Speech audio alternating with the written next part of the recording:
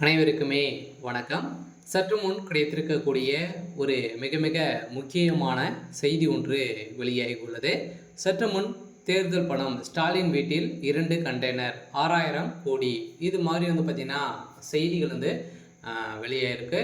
So இப்போ அதிரடியாக வருகின்ற 2026 சட்டமன்ற தேர்தல் வரப்போகுது. இந்த சட்டமன்ற தேர்தலுக்காக இப்போ அதிரடியாக ஆளுங்கட்சியாக இருக்கக்கூடியும் அதே மாதிரி எதிர்கட்சியாக இருக்கக்கூடிய ஸோ அனைவருமே பார்த்தீங்கன்னா தேர்தலுக்காக தேர்தல் மக்களுக்கு பணம் கொடுப்பதற்காக பார்த்தீங்கன்னா நிறைய விதத்தில் பார்த்தீங்கன்னா மோசடிகள் செஞ்சுருக்காங்க. அந்த பணங்கள் அனைத்துமே கண்டெய்னராக பார்த்தீங்கன்னா சங்கங்கு முக்கிய அமைச்சர்கள் முக்கிய நிர்வாகிகளுடைய வீட்டிலும் பார்த்தீங்கன்னா பதுக்கக்கூடிய நிலை இப்போ உருவாகியிருக்கு. ஸோ இந்த நிலையில் தான் இன்று காலை அதிரடியாக பார்த்தீங்கன்னா முதல்வர் ஸ்டாலினுடைய பண்ணை வீட்டில் அதிரடியாக 2 கண்டெய்னர் புதியதாக நின்றிருந்த நிலையில் இதை கவனித்த அமலாக்கத்துறை அதிரடியாக பார்த்தீங்கன்னா முதல்வர் ஸ்டாலினுடைய வீட்டில் திடீர்னு சோதனை மேற்கொண்டாங்க.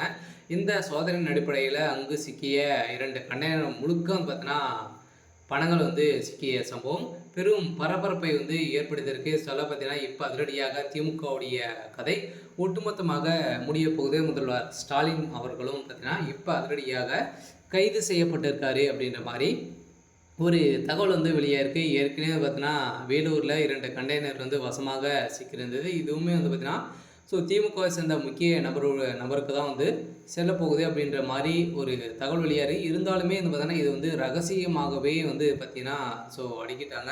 ஸோ இது தொடர்ந்து தான் பார்த்தீங்கன்னா இப்போ வேலூரிலும் அதே 2 கண்டெய்னர் பார்த்தீங்கன்னா லாரிகள் முழுக்க பணத்தோடு நின்று கொண்டிருந்ததாக கிடைத்த தகவலால் பொதுமக்கள் அந்த இடத்தில் பார்த்தீங்கன்னா குவிந்த சம்பவம் பெரும் பரபரப்பை ஏற்படுத்தியிருந்தது. இதை தொடர்ந்து தான் பார்த்தீங்கன்னா இப்போ அதிரடியாக முதல்வர் ஸ்டாலினுடைய வீட்டில் அதே மாதிரி சம்மந்தப்பட்ட இடங்கள் உதயநிதியுடைய சம்மந்தப்பட்ட இடங்களிலும் பார்த்தீங்கன்னா இப்போ ரெய்டுகள் நடக்குது. ஏற்கனவே பார்த்தீங்கன்னா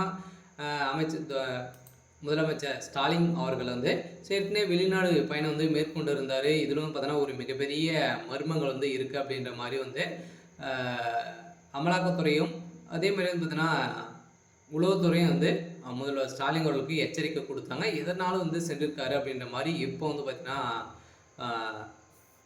ஸோ ஆராய்ச்சிட்டு ஸோ பண்ணிட்டு இருக்காங்க.